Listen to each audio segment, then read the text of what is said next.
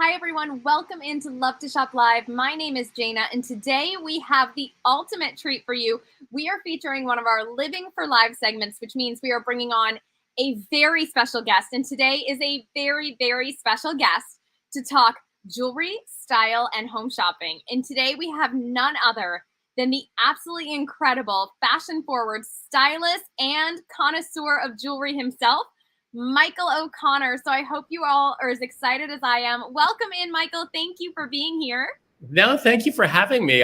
First of all, you and I only get together in like Las Vegas. So like during the Not like that. show. No. It's for big jewelry shows. Tradition. For big jewelry shows.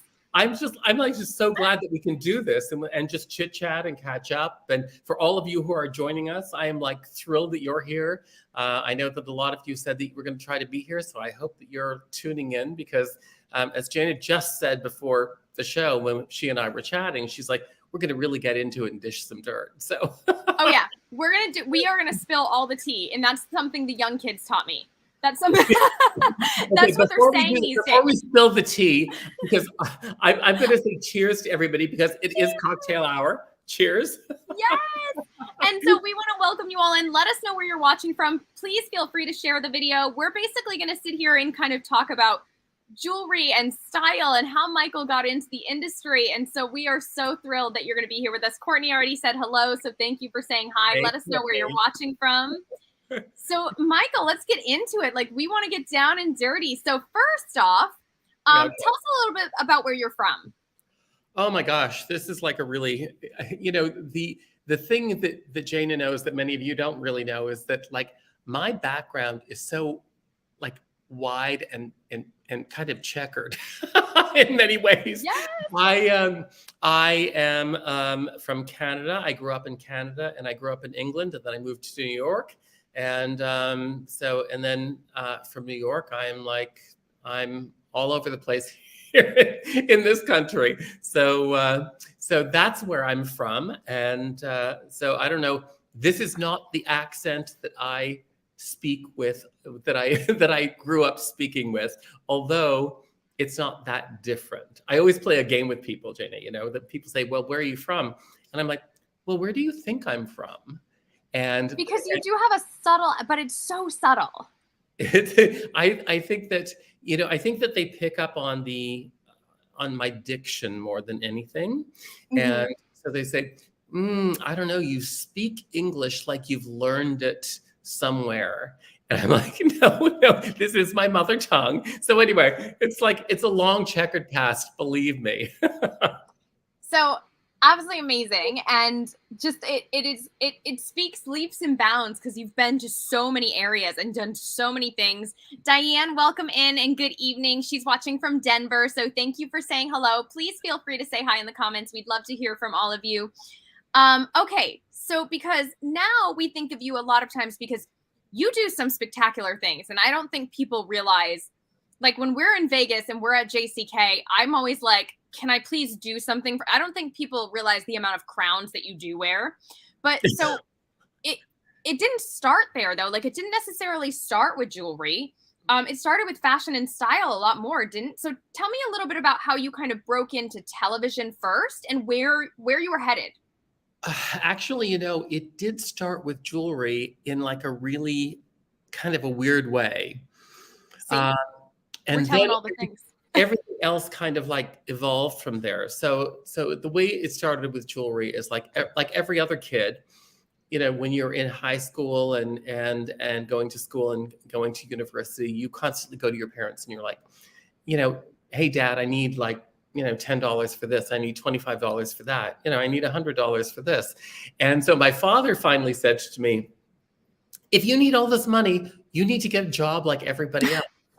It's like, okay, I will. So my thought was that I would go and get kind of like a little part-time job after school. And so I was getting ready. And so my father was on the board of one of the universities in Toronto.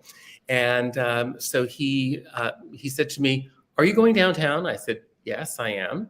And I'm going to get a job as you instructed me.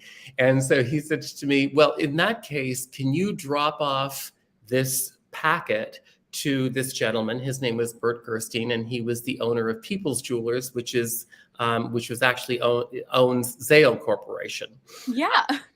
at the time, not anymore, not any longer. Yeah. So I was like, I am, so I'm going to do this just as you instructed me.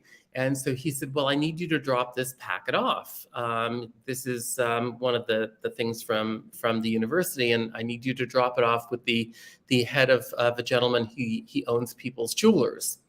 And so I was like, I was really a negotiator back then, because so my father said to me, I need you to drop this off. I said, well, you're going to take time away from me looking for a job, which is what you wanted. So will you pay for a taxi for me to get there? Yes. So he was like, okay, if I have to. I was like, okay, great. So he did. And so I went downtown, I dropped off the packet, and as I was dropping off the packet, I was told to wait in the waiting room. And so 5 minutes later, this gentleman comes out and he says, oh my God, I'm so sorry. I didn't realize anyone was still here for the interviews. You're here for the job interview, right? And I said, yes, I am. Mm-hmm. Mm-hmm. So he says, okay, come on in. So I go into his office and he says to me, can I have your resume? I was like, I don't have a resume. And he says to me, let me tell you something, young man. If you come in for a job interview, you need to have a resume. That is the first and most important thing. And so I said to him, his name was Manny Godfrey. And I said, well, Mr. Godfrey, I said, I have to tell you, I came here to drop off these papers, but I really would love to have a job. And he said, he was hysterical. He was like, oh my gosh. So he brings me into the office of the CEO, and he says to me, he's like, this person is here to drop off some papers for you, but apparently he really needs a job. So they gave me a job in the jewelry industry. So stop it. And so what were you doing? Like what was this alleged sales, job? After school, they used to open back then, they opened on Thursday night late up until 9 o'clock, Friday night late. And of course they opened on Saturday. And so I worked Thursday night, Friday night, and Saturday night as a part-time job selling jewelry. And that was my first job and my first foray into jewelry. But to answer your question, the way it evolved is that I kept thinking I would look at something and I would say, it would be so much better if the diamonds were like on that side. It would be so much better if if the bail on the piece was a little further up, because it would hang better. And then I graduated into drawing and like creating pieces, and I'd be like, this would be so much better if we did it this way. So anyway, so that's how I ended up. I love it. The design area. Oh my God. Okay. So we're going to circle back, because he has done, I don't know if you guys realize, and I know a lot of you follow Michael, and he's done literally quite possibly everything in the industry and is so incredible at it. I literally swoon over his photos constantly. We just want to say a couple hellos to Will. So we have Courtney in Tennessee, Kathy in Orlando, Esther in Delaware, Cheryl in Maryland, Cynthia in Indiana, Maria in Rhode Island, Mia in Florida. So thank you all for being here. And Esther, I have a place in Delaware, so we're neighbors. Watch out. He's going to pop over. Well, actually, you know what? I think I know. I think it's Esther Ann. And yes. Oh my God. So yes, of course. She knows that I have a place in Delaware. She's amazing. I love her. She has a store, which is beautiful. So see, and this is the thing. So your love of jewelry expanded. And obviously, you have such a captivating personality. So you didn't just stay in the jewelry world. I don't think a lot of people realize how much you've done. So tell us a little bit about your journey and what I do. I mean, from TV to styling celebrities to designing, like you said, picking up a pencil and starting a sketch and creating a piece of jewelry. You've quite literally done it all. Well, it has been a rather robust kind of thing, because I did start out in retail sales of jewelry, but then Mhm. I graduated into, or I kind of evolved into the designing of jewelry, Okay. because I kind of kept thinking to myself, well, I know better. I could think that this would be better here. So, so anyway, long story short, I ended up in a career in jewelry design, and this was still all in Canada. And then I moved to New York. And in New York, I was doing jewelry design. As a matter of fact, I did, to your point, Jana, I did all of the. I did many concepts for De Beers. So I did the past, present, Yes. future for De Beers. I did. I did a variety of things for them. You know, creating the initial concept work that now is like in every jewelry store Please across. don't just, yeah, but please don't just skip over that. Like, literally, you did one of the most iconic designs of all time. Well, actually, I will tell you that, you know, when you see that three design thing, and I see it all the time, and I keep thinking to myself, and I'm going to tell you that I don't know if I should tell numbers or anything, but I literally was paid $35 for that design, $35. And I see this design everywhere, and I keep thinking to myself now, I mean, it's years ago. So I keep thinking to myself, if I only had a dime for every $35 for every. if I had ever had a dime for every one of those pieces that went out, you know, granted, you know, that was not the only thing I did. I did many designs for them, and Incredible. I was paid for them. But that one is the one that kind of I keep thinking to myself, if I had just patented that one myself, I could have, You're just like, shoot. I would have figured by now. Oh my gosh. So, okay, so then you went to New York. So I You, so I went to New York, and I went yes, and I was doing freelance jewelry design for many different companies. I did design for Cartier. I designed for Harry Winston. I designed for like unbelievable. from pretty big names. And I'm glad that we can talk about this because, you know, on television shopping, you can't mention those names. No, we're just having the dish. We're So just, Well, I designed for some pretty big names in the industry, and then I had the opportunity. Somebody said to me, "You know, I would really like for you to take over marketing." I was like, "Well, you know, my father owned his own business, my mother owned her own business, so I know the concept. I kind of understand it, but the reality is, I don't know enough about it. So if you want me to do it, you'll have to send me back to school and so I can really learn how to do it." And so I went back to school for marketing. good And for you to say that. Good for you. well, you know, it was a mutually beneficial situation because they were going to gain knowledge, and they were going to gain you know, additional stuff, and I was going to gain knowledge from it. So I Amazing. went back to school, did my little thing, and then excuse me one second. Mhm. So anyway, then and I really found out that I really enjoyed the marketing of stuff very much because it was pretty creative when you think about it. Yeah. So granted, at that point, all of my background was really in the jewelry industry.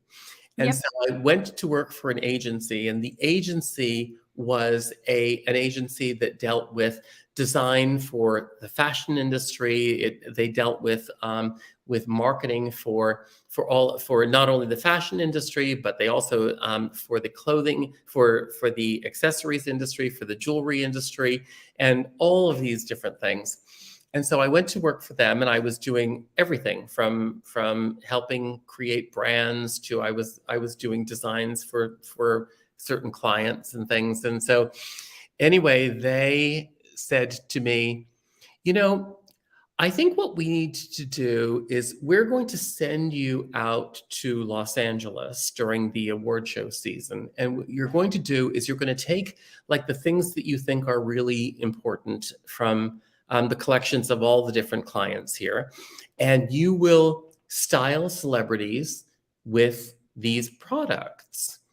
And so I was like, okay, I mean, I think I think I have a good fashion sense. So I said, sure. So I went out to LA and I started to style celebrities. Now I started to style these celebrities, and at the time they were like me. They were like just coming into business, and they were young. So I styled people who were just coming into the business, like Amy Adams and Ugh, I mean, just and like, but what I'm going to tell Deborah Messing.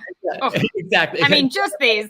The Like people, some of my favorite people. Okay, calm down. and then I had the opportunity to work with a lot of the people from Desperate Housewives, from the show The Office, from Glee, from like all of these shows. And so what happened was, which was a very, very strange thing, is that all of a sudden shows like Access Hollywood, Entertainment Tonight, Extra, they were like, Blew up. well, he knows what the trends are on the red carpet. So we're going to interview him about what he's going to see. Which you do. Like you do. You I knew you because always. I put it there. Yeah. You put were it there. people. So anyway, so I started to do those shows, and then, I started to work.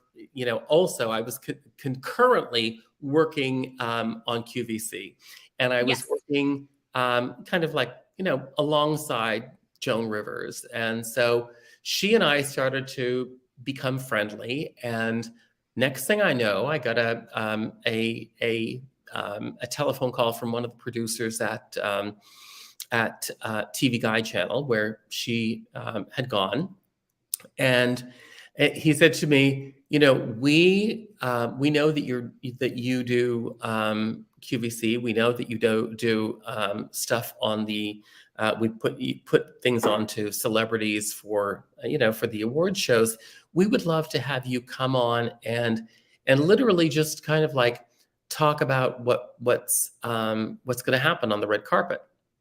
And prior to Joan and Melissa coming on, well, that turned into me co-hosting for for a number of years. So I co-hosted for the hour prior to Joan and Melissa coming onto the carpet, and I interviewed celebrities about what they were wearing.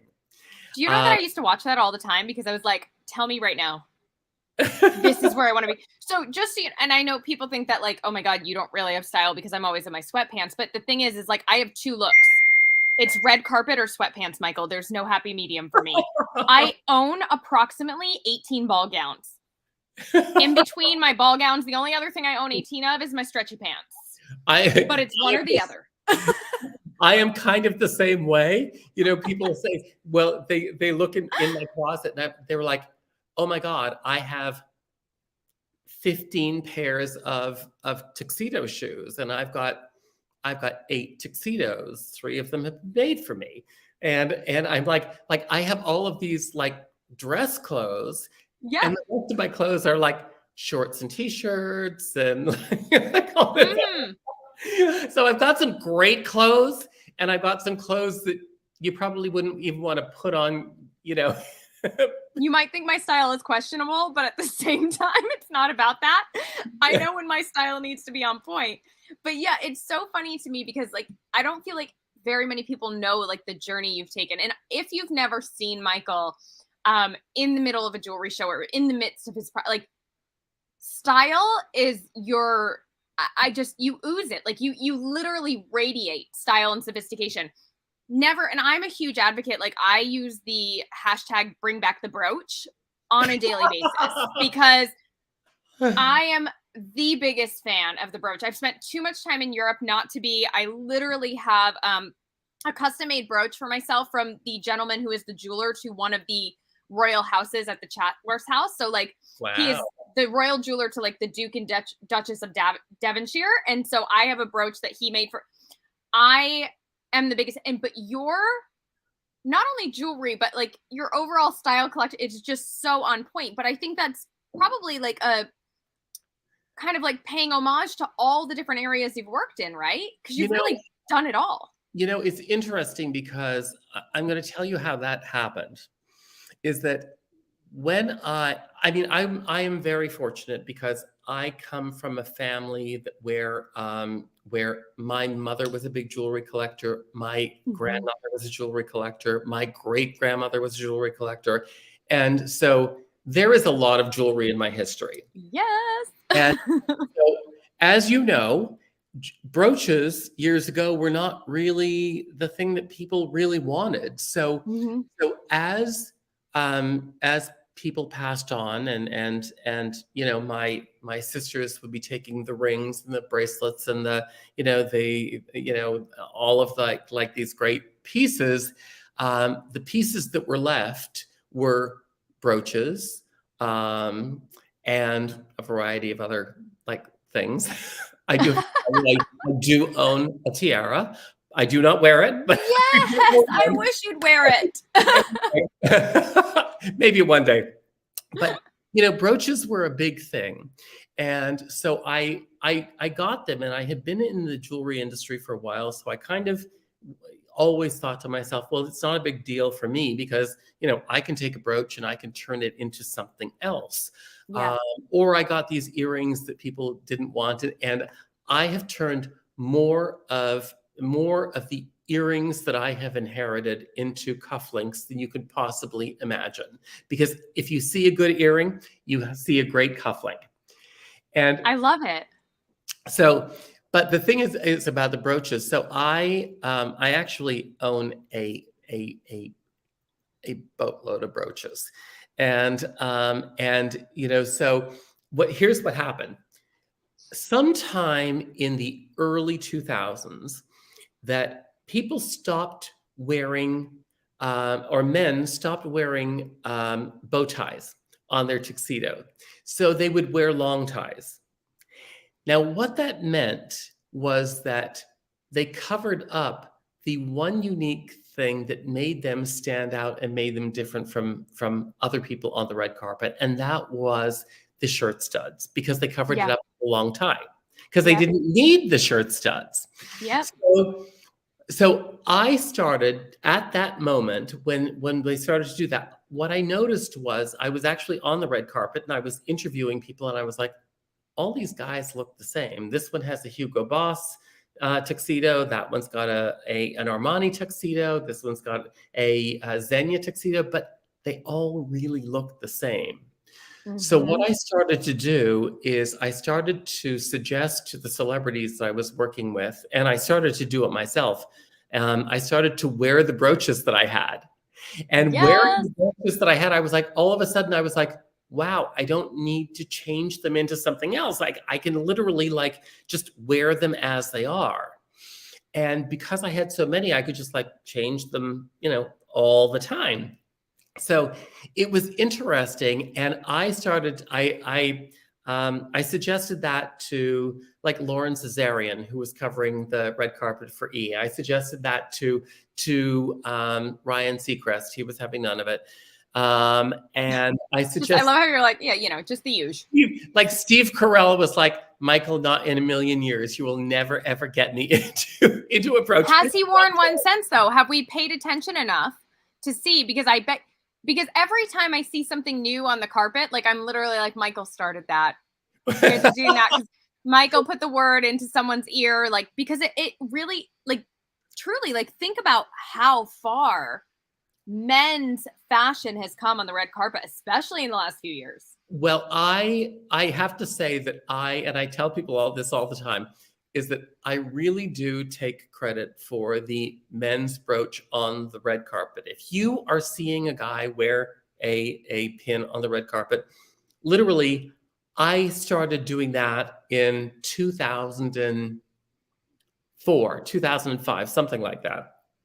And there was a lot of opposition to it. But the reality is that today, actually, it's one of the biggest trends. It's Yes. one of the biggest things. You see so many people doing it. And I just love it. So anyway, Yes. I'm patting myself on the back right now because I take full credit for that. Every time I see it, I literally give you credit for that. I'm literally like, I don't know if you know who started this, but it's Michael. Like I'm every time because the only two people that like kept the brooch alive over the years were you and the Queen.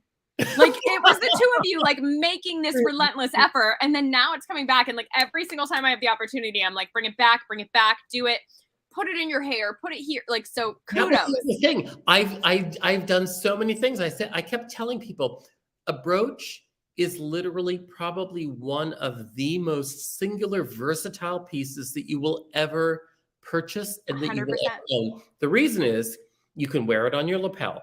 You can wear it on your shoulder. You can wear it to accentuate. Like for women, I was just telling somebody this the other day. You have a beautiful waistline on your dress. Put it into the folds there, and it creates an automatic belt and a focal point. You have a beautiful slit in the skirt so that it shows off your leg. Put it at the top of the slit. Put it at the bottom of the neckline. Put it in your hair. Put it on your handbag. Put it on like some Scarves, anything on your scarf. Some of the brooches from the 30s and 40s, and you know this very well, is that they actually are two pieces that are dress clips that fit into a frame that create a brooch. Take them off and use them on your shoes. I mean, there's so many things that brooch can be useful for, and it's really just a question of being creative with it. And I think that's the biggest thing, and it just. Oh, I love your passion behind all of this. Real quick, a lot of people are saying hello. So Cheryl said hello.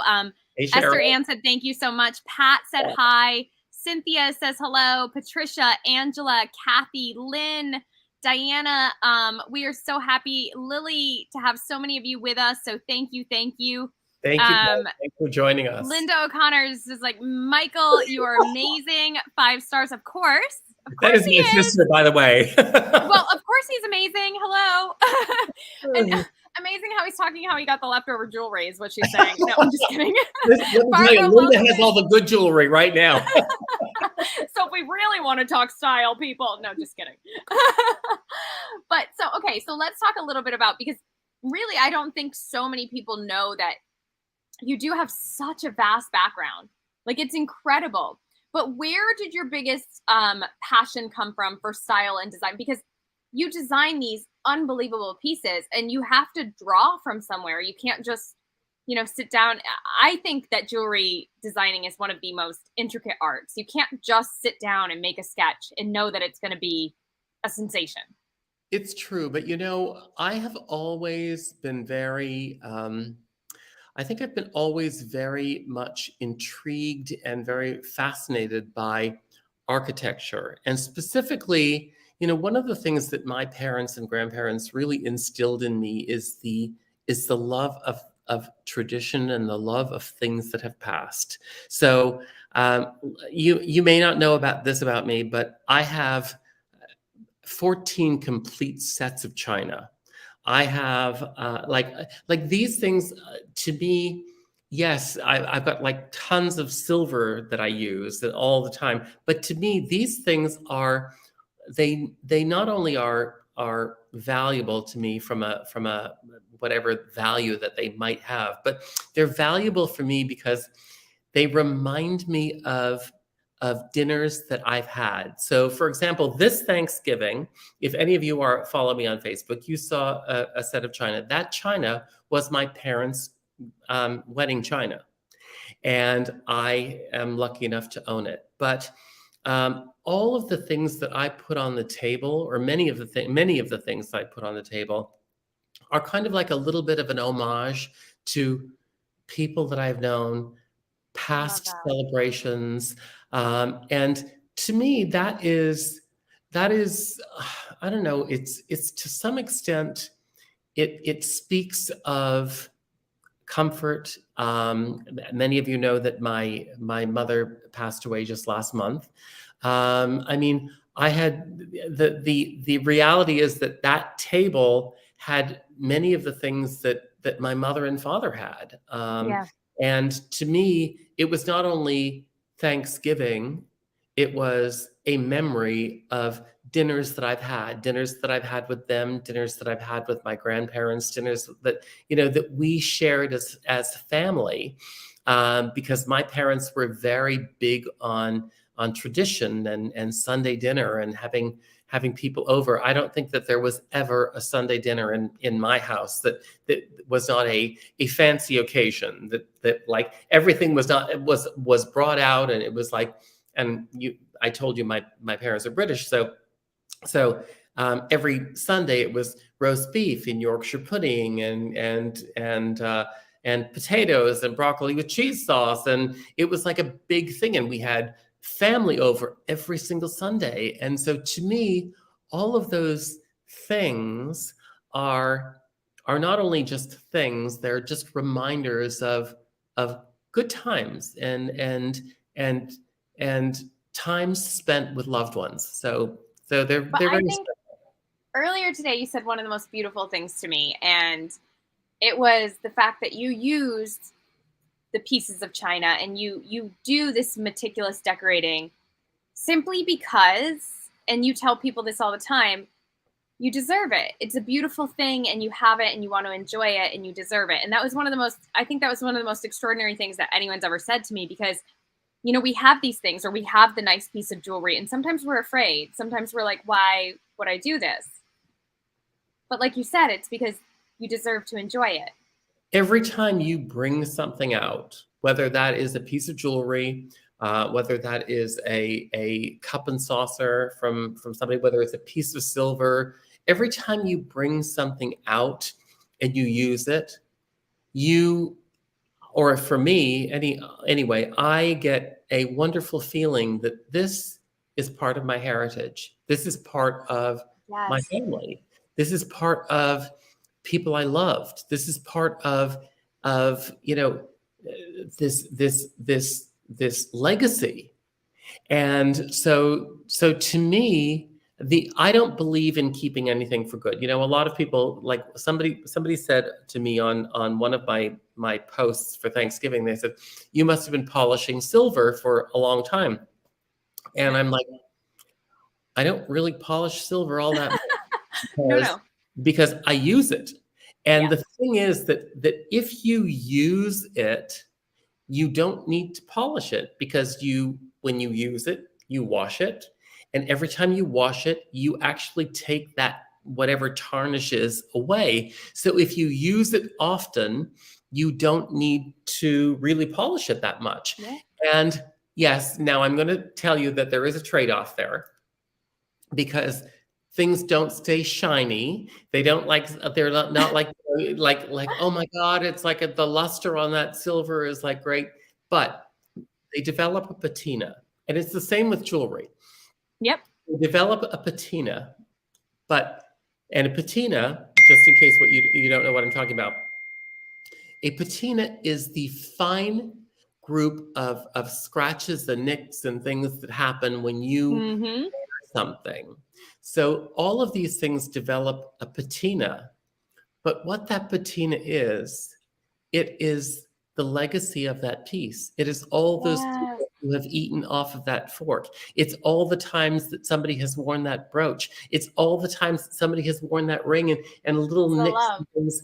It's the love. Exactly, Janet. It's the love. It is the enjoyment. And to me, I'm going to sound really funny, because my mother used to say, shiny jewelry means new money. And what that really, I know that sounds very elite. No, but it's not. But it just means that like you've worn it, you love it. What that means is that people have gotten use and they have gotten enjoyment out of the pieces. So to me, I don't mind when something has a patina on it, or that it's not ultra shiny, because to me, it means that all those nicks, all those little marks is something somebody has enjoyed. I'm going to tell you that I agree. My sister who's watching, who will know this, because I have given to every one of my nieces and nephews when they were born, and every one of my very, very good friends' children when they were born, a sterling silver rattle. And I always tell them, do not save this in the china cabinet. This is not something to be saved. This is something you give them, and let them bang the heck out of it, and let them bang it on the ground, because when they bang it, it is a moment in their life recorded. every Yeah. time they bite it, it records the first marks of teeth coming in. And Oh, sterling silver is a hypoallergenic metal, so it's it's true. very good. And not only that, but you can actually put the silver into the refrigerator, and as a child, as a baby teething, it's Yeah, very I thought so. on the gums to have that Yeah. fullness on the gums. So I always tell people it's not it's not one of those superfluous kind of like, hey, you know what? It's a sterling silver rattle. It is something to be used. It is something to be Exactly. treasured because when that child is 20 or 30 or 40 or 50, they have the first recordings of their teeth scratching. So sweet.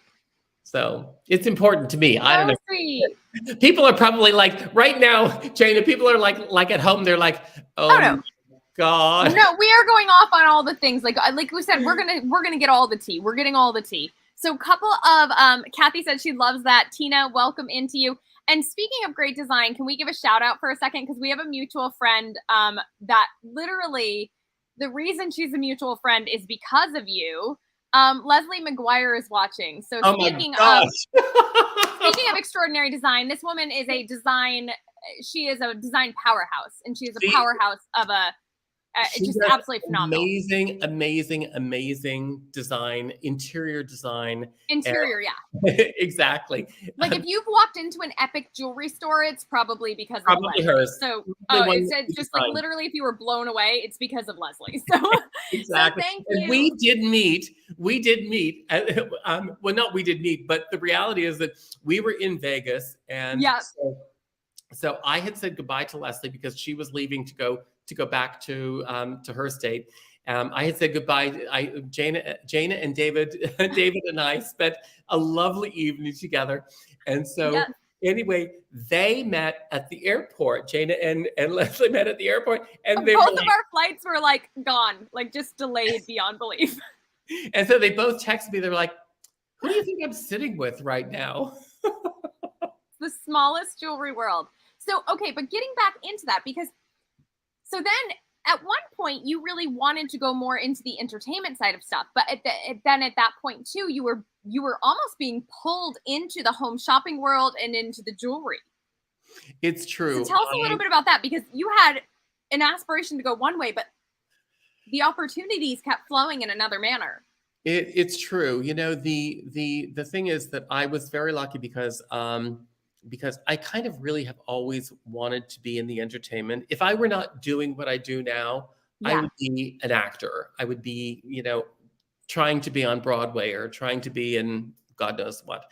But but the interesting thing is that that as my career progressed and as the television portion of it progressed, I had been doing QVC and I had my own TV show on Reels, which was movie style with Michael O'Connor.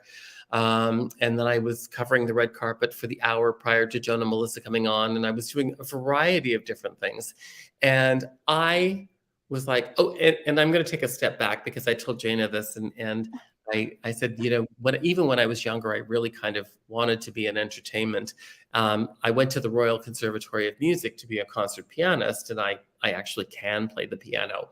But as many of you, if you follow me on Facebook, you know, because every now and then I put something on. But Yes. the reality is, I totally freeze up in front of an audience. So I cannot play the piano in public. I can Which is sing. hilarious because you speak in front of all kinds of people. You know, so many people say to me, it's so funny. They were like, you know, we don't think of you as a shy person. No. And I say to them, listen, if you have seen me on television, you probably don't think of me as a shy person. But the reality is, I'm talking to somebody beside me or a couple of people around me, and then I am talking to a black box. Yeah. And so I can think of that black box as one person, two people. I could think of them naked. I can do whatever I want, whatever I want. And the reality is, it's just a couple people.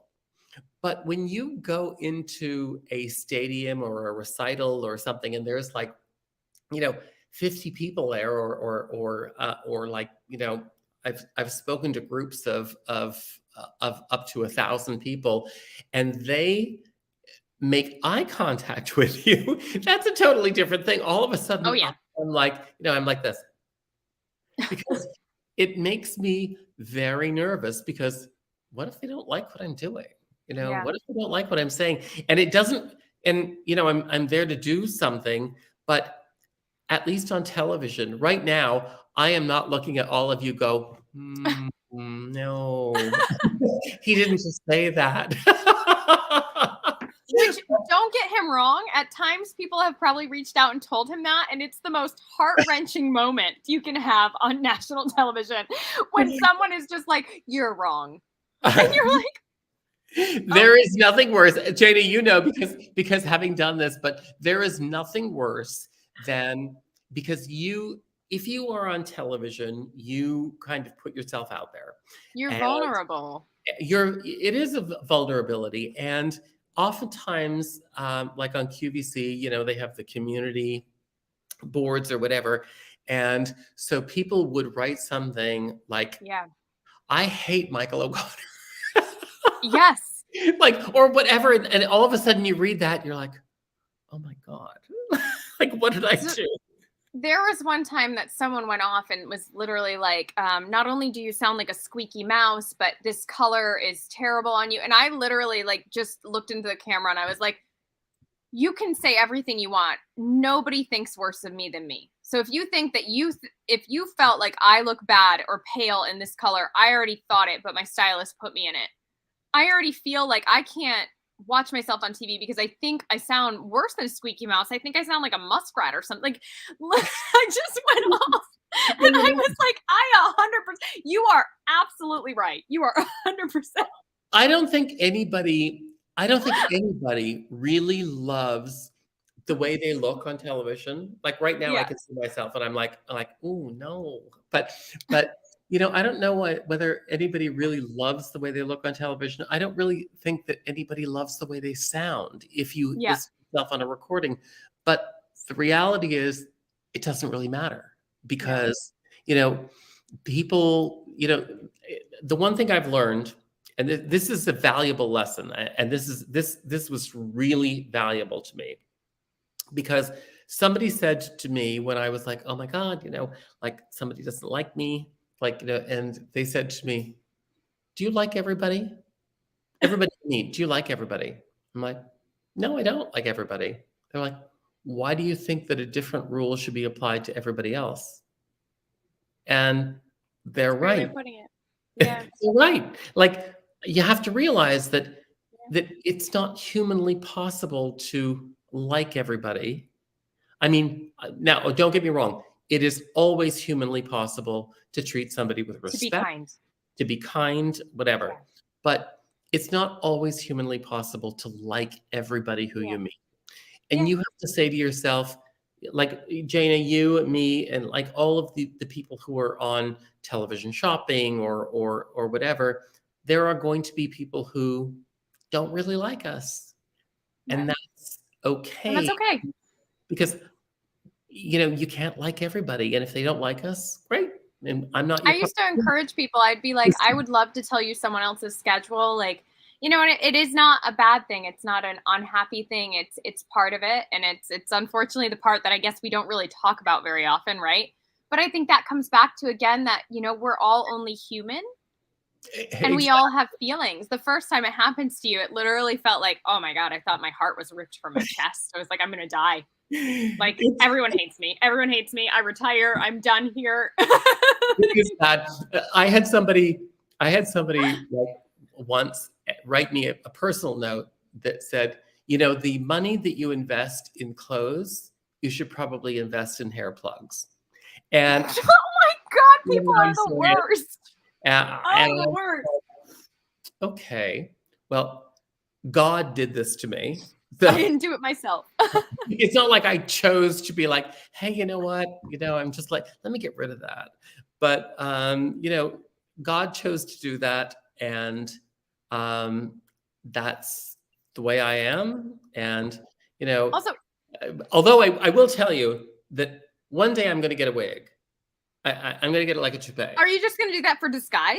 Yeah, Because I no, will find I'm, you. I'm No, I'm just just gonna, kidding. I'm just gonna do it. But when I do it, it's not gonna be like one of these like comb over dudes, or like this. I'm gonna get like something fab. I'm gonna get something fabulous. Like I'm gonna get a big Tina Turner wig, and Oh my God, I love it. Because I love you like this. So like for me, like I think that this is a very chic and refined style. So again, but like everybody has their, but again, live your best life. That's what it's all about, right? I'm really only teasing. I mean, I'm not getting a wig, but I mean, if you were gonna get a Tina Turner wig, I'd want a photo. Like I want if I do decide to do something, it's not going to be like just like like a little thing like this. It's going to be Oh like no way. it's going to be like Oh yeah. Dolly Parton or Cher or like or Tina Turner. It's like big. Yes. Yeah. Yes. So let's get back to like because we talked a lot about it and you mentioned, okay, I started working with QVC, but how did you get into home shopping? So how did you transition this whole, because again, it seemed to like all these different paths came down your way. How did you get into home shopping? Well, it was interesting. I was working as a jewelry designer, and I was working as the head of marketing for a very major jewelry manufacturer, and they had pitched a line to QVC, and they had said that that this person was going on air who was one of the principals, and so the line was not doing really well, and the CEO of the company said, O'Connor, you're good at presenting. I think you're going to go on air. I was like, it's not really part of my job, but so he said, you're going to go on air. So I did. And fortunately, although certain people don't like what I do, certain people said, "Oh my Loved God, it. he knows what he's talking about." And I mean, I do know jewelry, I do know accessories, I do know fashion, I do know this stuff. So enough people really understood that or saw that, and the line started to do well. Yeah. So I started to be a regular. It was actually called Promise Diamonds at the time. And so a couple of years later, QVC came to me and they said, "Hey, what's your deal with this company?" And I said, "You know, it was part of my job, but I've left that company now, and they just asked me to go on air with them." And so QVC said, "You know, we really like what you're doing on air. You resonate with people. The information you're giving is both factual and entertaining." And I had also started at that point. I had also started to style some celebrities and things. So they said, "We really think that we would like you to come on air as our style person and represent our diamond brand." And so I gave it some thought, and I really did. I really love. I really loved working at QVC. So I was Yeah. like, yeah, of course I will do this because I loved the network. I loved what I Yep. was saying, and I really do love. And this is, I think, maybe this is what resonates with people is that I really do love the idea of giving information that is going to help people look better, help people Yes. feel better, help people make wiser decisions, Yep. um, and help people kind of like literally live their best life. Yeah. And so to me, when I was given that opportunity, I was like, why would I not say yes to this? And it's something that I love, and it's kind of like, I get to work with people I love. I get to give information that I believe to be true, that it's going to help people. And so why wouldn't I do that? Now it's kind of amazing because you've really come full circle in that. You've ventured out, and we're going to talk about some of the other incredible things that you've done, but you've really come full circle in that because you're back home at QVC and you've started doing some unbelievable content. And like, if you guys aren't aware of this, like, please indulge us on what you're doing now. And what you have coming up. Well, as you know, because you and I have actually, Jana and I have like oh my gosh. I'm going to show a couple little things here as we. So yes, I have the opportunity. QVC has asked me back to be their style editor again. And the great thing is that literally I can talk about anything. And so I do these shows that I absolutely love to do, because to me, this is really what it's all about. When you make a wardrobe purchase, I don't care whether you're buying jewelry, whether you're buying a pair of pants, I don't care. Whatever you buy, not even just jewelry, an accessory, even for your home. When you're buying something for your home, you need to be able to say to yourself, you know what? Yes, I'm going to spend X amount of dollars for it, but the reality is that it's going to work here, it's going to work there. I am going to get like a lot of value out of this long term. And to me, that is really so incredibly wonderful. So I am doing all of these wonderful things called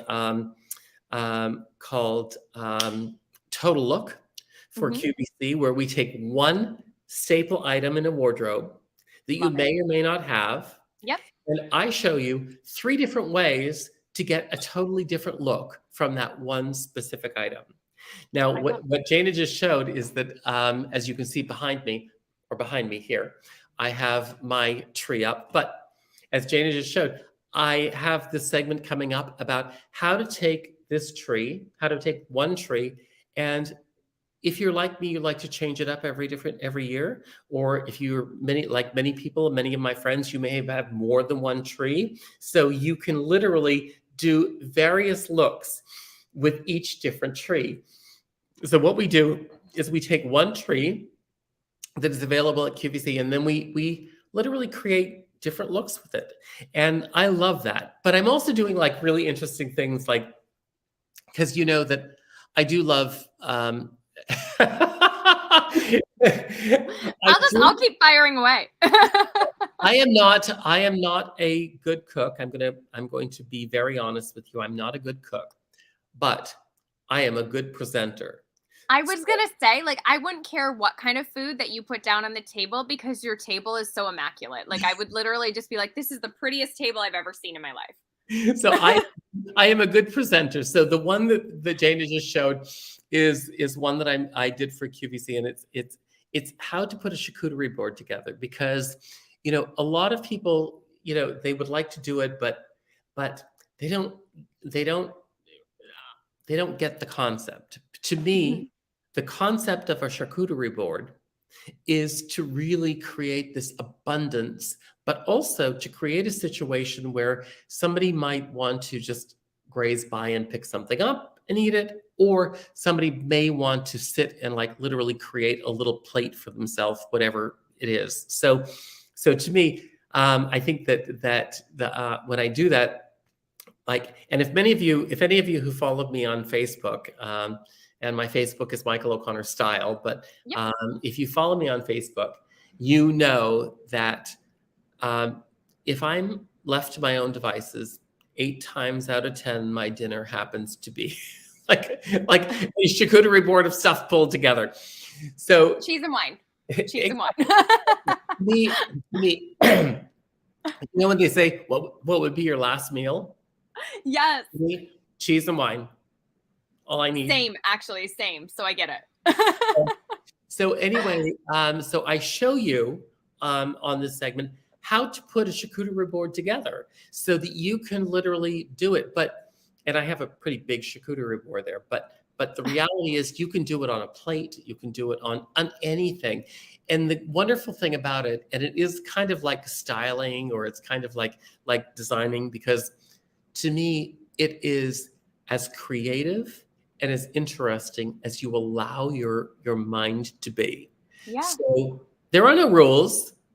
Like, the only rule to me is make it look like an abundance, and make it. Where can I watch all these? So how do I get to watch them? Okay, so QVC has now QVC Plus. Okay. And all of this content is on QVC Plus. So how do I get there? if you can download the app. Okay. It's available on all of your streaming devices. So if you go to QVC Plus, you can download QVC Plus. Or if you don't want to download the app, you can actually go to www.qvcplus.com. And then when you get there, you type my name into the search bar, and it will come up with all of the segments that I've done in the past. Now, the new ones, the ones that you just saw little previews of, they don't come until, I think, December the 5th. Is that next week? That's literally Saturday, right? At this point, like it's coming up. So, I don't know. No, yeah. no, maybe it's like Monday. Maybe it's Monday, but like it's coming up. It's coming up. So next week you'll get all of these new ones, and the new ones consist of like how to be a gracious host, how to be a gracious guest, how to put together a charcuterie board, how to dress up your tree in a variety of different ways, how to take one simple item, and we use this fabulous pant by Renee Greenstein from Women with Control, and how to take that one pant and do something that is like a drop dead gorgeous, glamorous, like going out for the evening look, how to do a cocktail luncheon look. I love it. I mean, it's just like all of these different ways how you can mix and match these things, and literally that's what it's all about, right? Yeah. I mean, that's what fashion is all about. It's like you don't have to. I always tell people, don't buy something and say, I can only wear this here. I can only. I'm going to tell you a cute story. Like a friend of mine, years ago, I got this gorgeous 3-drawer demi-lune dresser from a mutual friend, and they didn't want to part with it because it had belonged to their parents, and yet it didn't work with their decorating. And they were like, Michael, are you interested in having this? I said, yes. I knew your parents, and I would love to have this as part of my home. It's actually, it's not here behind me. It's like in the other room. So anyway, I used it, and I used it as the side table for many, many years in New York. I used it as the side table to my couch in my living room. And the first time that a friend of mine saw it, he said to me, why would you put a dresser in the living room? I'm like, dresser in the living room? I don't have a dresser in the living room. Oh, that's a dresser. I was like, no, it's a side table, but it's a dresser. I was like, yes, like you're thinking of it like this. Like, don't buy anything in your wardrobe, and don't buy anything in your life It's a great point. that you have to say to yourself, I can only use it this way. I can only use this good glass for company. I can only use whatever for this. Think beyond the box and say, I am going to get enjoyment out of this by using it this way, and do it. I mean, that's what it's all about. Think outside the box. So your QVC segments, though, are not all that you're doing right now. I don't think people realize how many different hats that you wear, because you do this incredible work and you design your own pieces with the Danbury Mint as well. So tell us a little bit about that and that whole process, how you got involved with them, because to me, your pieces are so extraordinary and they're so beautiful. And you do such great work with them. And I got to meet a lot of them out at JCK this year, and they seem like such a fabulous team. They really are. Like they're an amazing team, and I'm so lucky because they called me one day and they said, we've been watching you for a number of years. Would you be interested in designing a line? So I said, yes, of course. I'm happy to design a line. And thank you for putting that up, Jana, because this is my homepage there. But I said, I'm happy to design a line, but there are a couple of things that I want to be part of this. Number one, many of you know me for, and I'm going to show you this, my angel wing that I wear. My angel wing was really inspired. My father passed away in 2003, and many of you who have been with me for all this time know the story. But my father had always said every night before my brothers and sisters and I went to bed, he would kiss us on the cheek, and he would say, good night and God bless, and may the angels watch you always. And Love so at QVC, I had the opportunity to present and work with the designers to create the angel wing. So I said to them, this is something that to me is so important because it is part of my legacy. And Yeah.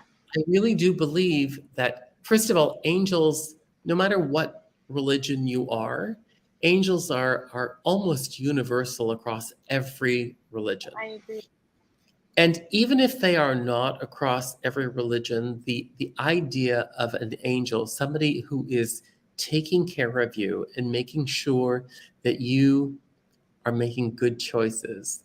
We all feel that, I think we all feel that somebody always gives us some divine, thoughts. It's like, this is Yeah. what you need to do. And those Yeah. people are there taking care of you, whether that's your guardian angel, whether that is your grandmother, no matter who that, whether Doesn't that's your matter. best Yeah. friend, they're taking care of you. They are your angel. And so to me, this was really, really important that we did this. As a matter of fact, many of you who follow me know that my mother had passed away last month, and So sorry. and I have been working on a new collection that is going to be available in the next month on the Danbury Mint. So I'm looking forward to debuting that. And I will be putting a lot of that on my Facebook page when it comes out, because Yay. losing anyone in your life, I think, is traumatic. Losing a parent, whether it is your father, your mother, but even if it's a grandparent or somebody who's really meant a lot to you and been a spiritual guidance as well as a moral compass for you, I think is really traumatic for all of us, and we all deal with grief in a different way. And I'm going to tell you that for me, the angel wing, and you'll know when I talk about the other symbol that is coming out, that for me, this was kind of like a touch point. And the first time I saw an angel symbol after my father passed away was the very first time I didn't have that sad feeling, Oh, that I love that. that grieving that happens when people pass away. It was the very first time that I was flooded with the joy of a remembrance that he had said, "Good night and God bless, and may the angels watch you always." It's so And beautiful. the new collection that I have coming out is really kind of dedicated to the remembrance of my mother, who and it's a collection of halo pieces because she was really like. Can I tell you that that's the first thing that came to my mind when you said it? I was like, oh my God, he's going to do halos. It's one of those things that, to me, she was always there, like around me all the time. Yes. And you know, and it's still kind of early in my grieving process. Yeah. She passed away exactly 1 month yesterday, and so to me, the idea of honoring her memory with something that is really like surrounds you with light, surrounds you with inspiration, surrounds you with brilliance. I mean, that is so incredibly, for me, it's very profound. So. Oh my God, I love it so much. And Whitney just joined in. And so as Robert and Matt and Chris, it's so great to see you all. But Whitney said, I've not watched QVC in a good while. Are you still doing diamond jewelry? And we were just going over, you're actually doing something different for QVC, but you design your own jewelry with the Danbury Mint. Yes, and thank you. Yes, I am doing, I do have my own line of jewelry at the Danbury Mint, which is www.danburymint, DANBURYMINT.com.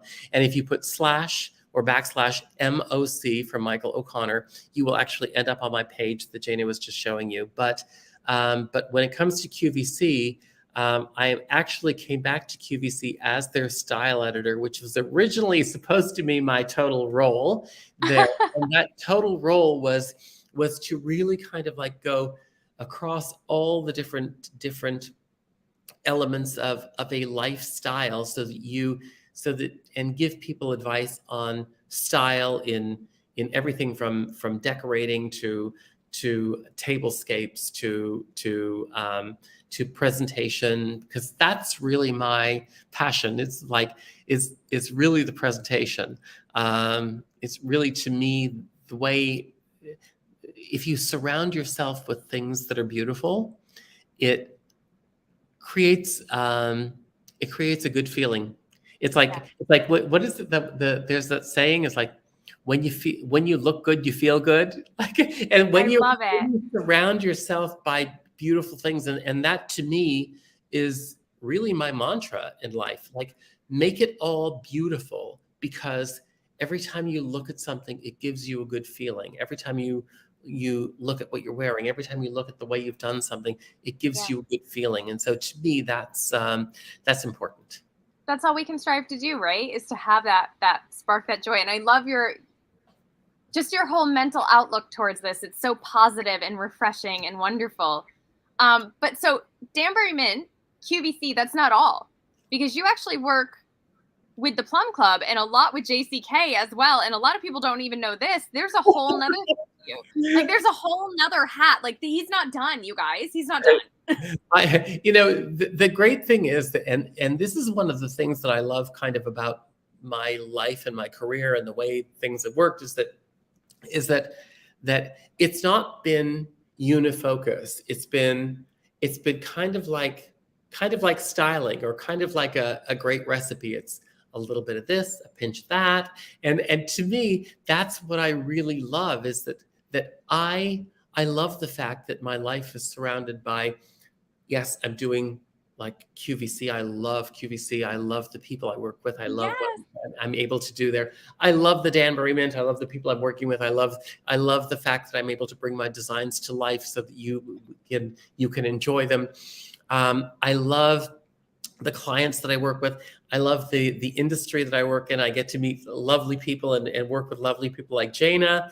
So, I mean, to me, it's a little bit of kind of a stew. A little bit of that, pinch of this, and that's what makes it all come together, at least for me. You have such an entrepreneurial spirit, though. Like, you really do dabble in so many different things, and you really do such spectacular work in so many different areas of this industry that so many people don't even realize. Like, you touch so many different parts of it. And again, to me, I still, no matter what, will always see someone walking down the red carpet with a brooch, and I'm like, "You're welcome" from Michael O'Connor. Like, no matter what I do, I'm literally like, you didn't start that. It's wonderful, because and I have to say, I'm incredibly blessed, because in every facet, and I know that's like a bad pun, but in every facet of my career, I have been able to touch people. And I think that there's no greater reward than knowing that you have touched someone's life. And whether that's on television, where somebody comes up to me and they tell me that they have loved watching me, or whatever, or if somebody has a piece of jewelry and they say, "Oh, this is one of your pieces," or you told me that this style would be good on me, and so I bought this. So to me, there's nothing more wonderful than to know that you have touched the life of somebody else. I'm going to tell you another quick story. Yeah. And it involves QVC, because I was at an event a number of years ago, and I was a speaker at the event. And afterwards, as a speaker, a lot of times people will come and they'll they huddle by the stage so that when you come off, you can talk to them and say hello or whatever. And I met a young gentleman by the name of William Rincon. And he said to me, and he waited until the very last, and he said to me, he said, "I have to thank you." And I said, "Thank me?" I was like, "You're too young to thank me. What have I done?" And He said to me, I my grandmother was sick for many, many years. And after school, I used to come home and watch TV with her. And I used to watch QVC. And you made her laugh. You made her smile. Oh my And to me, gosh. that was so incredibly important. Even thinking about that today could bring tears to my eyes. The fact that I touched someone's life in a meaningful way. I mean, I really don't think you can do anything that is more beautiful than touching someone's life. It's those little things, isn't it? It's like when you have a passion behind what you do, it's the little things of, him remembering the joy you brought her, or the Exactly. person remembering the piece that you connected them with that means more than anything in the world, or that their mom got, or that their sister got and gifted. It's just this beautiful connection, really. Not just that, it's just like the connections you have with people, like you and I mean, Yeah. we're not I didn't know you for like 40 years or whatever, but Yeah. but like you and I think we had such a great connection right away, and you have touched my life, and for that I thank you. And some of the people who are watching, who have made Yeah. comment, you have all touched my life. Esther Ann, I know that you like always comment and things. These are people who touch my life, Yeah. and for those things I will be forever grateful. I don't know Yeah. if any of you saw my Thanksgiving post this year, and Jana knows this. This year has been what I call my annus horribilis, and if any of you have been watching The Crown, you know exactly what that is. But this year has been such an incredibly tough year for many reasons. But on Thanksgiving, you have to think to yourself, like, what are the things that I am grateful for? Yeah. And so, you have to count your blessings, Yeah. because yes, life is full of hard things. That's life, but Yeah.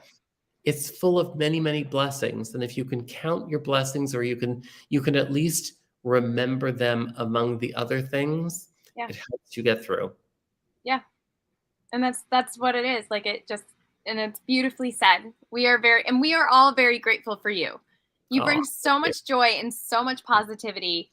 And we do have to ask you at least two more quick questions, because these are the most important. I think I know the answer to the first one. Do you have a favorite piece that you ever designed? my favorite piece that I actually ever designed is really the one I'm wearing around my neck. And that is because it has that whole idea that I was telling you about before, the whole legacy idea, Mhm. and the idea that somebody's always there for you. Somebody is always looking out for you. And to me, that is really important. So this is really kind of my favorite piece. And my new favorite pieces will be the halo, which will I be know they will. We're debuting. so excited. I mean, I just love the style of them, but those are my favorite pieces. I have so many. The great thing is that um, the great thing about, and I tell this to other designers, because a lot of designers say, "Oh my God, people are going to copy me." And I was like, the great thing about a creative mind is that you are always creating. Yep. Like, it's like you live in the world of what if. Like, my place here that you see behind me will never ever be finished, because I keep thinking to myself, what if that picture was over here? I What love if it. that it just you live as a creative mind, you think you live in the world of what if. So 100%. that's I think to some extent a great thing. And I always tell designers, like, don't worry about it. Like, so they copy you. You're already like 5 designs ahead of them. Yeah. I mean, that's the mental outlook we all need to have in all areas of life, in my opinion. In all areas of life, that's the way to look at it. Just like, you know what? You have to I had, and I know you're the same way. I had someone say to me a long time ago, "What harm does it do to help this person? They're not you. They're not bringing the same things to the table that you are. Like, you're just helping them on their journey, and you're on your own journey." So just give them all the help and support you can. There's no harm in doing that. I am of the belief that when you raise the water in the bay, all of the boats benefit from it. So I love it. why would you rob someone of a little knowledge? I Yep. mean, we're all different people, Yep. and you can't think of like. And I do know that some people are like, well, it will take away from me. But the reality is, if we Nope. all if we all are a little kinder, if we're all a little nicer, if we all just like help each other just a little bit, we all 100%. rise. I agree. I agree 100%. Okay, so I think the real thing that we've all been hanging in there and that we all need to know, Michael, best What kind of celebrity gig I'm gonna encounter and get? why. What? Wait, what was it? Gig I'm gonna get? That, I mean, also, yes. Sorry, I did. Sorry, I jumped the gun on that. I didn't hear your question. No, but I mean, yeah, kind of, yes. But also, best celebrity encounter and why. Oh my gosh, that is I have had the opportunity of working with and knowing, oh my gosh, like when I say thousands, I'm not kidding, thousands Yes. of celebrities. So my best celebrity encounter, I want to say was kind of before I was ever on television. When Okay. I first moved to New York, I had the opportunity of meeting Mary Tyler Moore. And first of all, I mean, obviously, Gosh. it's Mary Tyler Moore. And oh, but I have another one. Wait, but Mary Okay. Tyler Moore. So I'm sitting there and I'm working in a retail store in New York. I'm like so green. And so Mary Tyler Moore comes in, and it was a very small store because in New York, everything is very small. And Mm-hmm. so there was no room in the store. And so she wanted to try something on. So I was standing there behind her. And she said to me, she was like, oh, come and sit beside me here. I'm like, oh my God, I'm about to share a chair with Mary Tyler Moore. Like, who could turn the world on with her smile? It's like, yeah, and she was just so, I don't know. I just loved it because I mean, I had known her on TV for so long. But here's my other one. Oh my God. Every time I say one, it's like I think of another one. So Liza Minnelli. Mm. After I was on television for a while, and I had some I can't even call it importance, but that I had some people knew me in Hey. the television Yes. industry. So I had the opportunity. I went to a luncheon and I was seated beside Liza Minnelli, You and had some importance. You for whatever. So I'm seated beside Liza Minnelli and Michael Feinstein, and so I had actually, unbeknownst to Michael, I had actually helped design his wedding band. And so I start to talk to him, and he introduces me to Liza. And Liza says to me, oh my God, you're a stylist and a designer.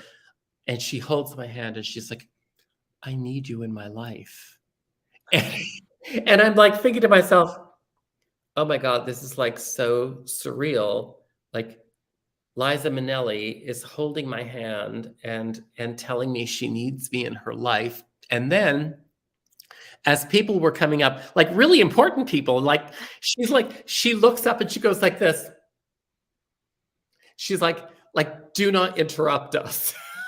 It's like, Did oh you my have the same feeling when I did that to you sitting at the dinner table in Vegas? Like Absolutely. Absolutely. same, right? It's just so weird. And like, here's my final one is that when I first moved to New York, I had the opportunity to to go to Rex Harrison's apartment, because I was helping style him with something. So I go to this like very important building in New York, and I am like green. And so I get in the elevator goes up, and the doors open, and then all of a sudden these big double doors open, and it's Dr. Dolittle. And I'm like, oh my gosh. So he brings me into the living room, and his living room overlooked the East River, which was incredible. So you could see, like, you know, the Pepsi Cola sign, all the things that you think about New Oh, York. This living room was all the things you think about. Was New York. It was grand. It was like beautiful. It overlooked like in a major place. And so, so me being as green as I am, I said, oh, you know, this view is so nice. I'm trying to pay him a compliment. And I said, you know, I would love to have this view one day. You know, my view, I face south in my apartment. And he says to me, oh, don't worry. We face south from the gymnasium. Let me take you on a tour. And he takes me on this tour, and I all of a sudden realize that this apartment is the entire floor of this building, and why I should not have known that when the elevator opened and it was only one floor, like one place. I was like, oh, Still my green. God. Still green. Do I feel like the green, you know, the green cuisine, the green cut, like the country bumpkin. Still green. Still green. Um, So I don't have anything that compares to that, but I will tell you, I did get to meet Clint Eastwood when I was living out in LA. And I always told my boss that if I ever was to meet him, that she had to remove me from the situation immediately. And I was a bartender. And I was like, there's no way I'll be able to speak with him because he's like my all-time. And this was in a room of like tons of celebrities. Like it was a massive celebrity party. And he walks up, and I just start pouring beer and looking at him. And just pouring beer. Just the beer is coming up and over. And my boss comes running over, and she's like, oh no. Like, no, you have to get away. Please leave Clint Eastwood alone. I'm just sitting there like, and over here is like Gwen Stefani and like all these other people, like David Spade is there. Like, I'm not even phased. And then like just sitting here like. It is kind of like really weird when you get like that. It's like, you know. When you have those moments, and you have the, like every now and again, we have those moments, like, you know, you open up to a floor and you should know it's the whole floor. But again, you know what to do. But Michael, we cannot thank you enough. Thank you so much for taking this time and sharing your journey with us, because you truly have been on the most spectacular journey. It really is amazing. And we're so grateful for you. You've made so many massive contributions in the jewelry world and in the style world.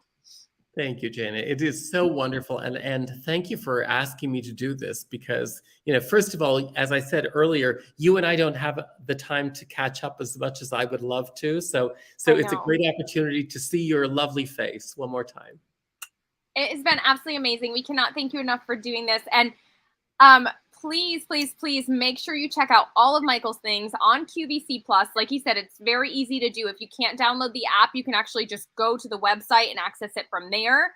And then at Danbury Mint as well, because they're doing so many spectacular things. We can't wait. When you do your new designs, you have to let us know. I will definitely. It will be on my Facebook. So if you are not following me on Facebook, please do so, which is I think I think they call me, it's like some kind of a name of like the Michael O'Connor, but it's Michael O'Connor Style. Mm-hmm. So follow me there.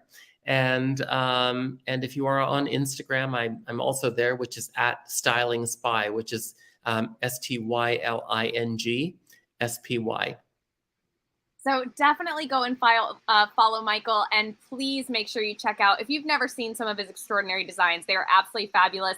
And check out all of his new segments coming up with QVC. This is such an exciting time. We're so excited that you let us be a part of it. So thank you.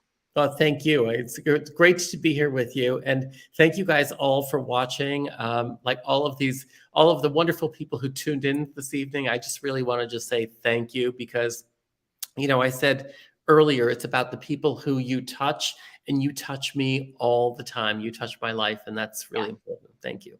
It's amazing. So yes, thank you to each and every one of you watching, and we'll be back soon. Make sure you're following Michael over at Michael O'Connor Style. And Michael, thank you again.